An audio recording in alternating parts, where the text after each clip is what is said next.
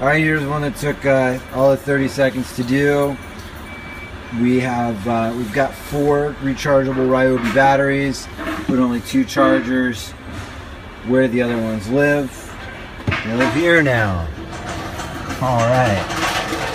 Got our fast cap corners here, the Kaizen corners. Big and small, these are the tiny ones. Zang.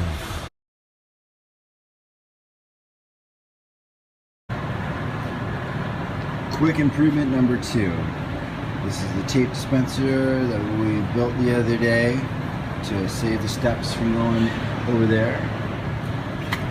We have these blades left over from tape guns and had screwed them in, and now we can just cut the tape off right at the station.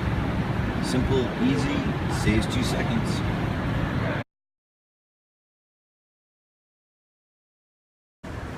So I found a small piece of Kaizen foam,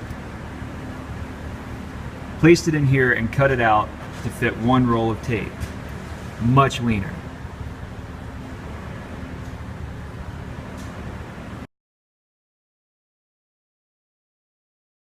Simple and small improvement, but every time I walk by this, I notice that this particular roll of labels was always laying over on its side. The width of it just couldn't stay up on its own.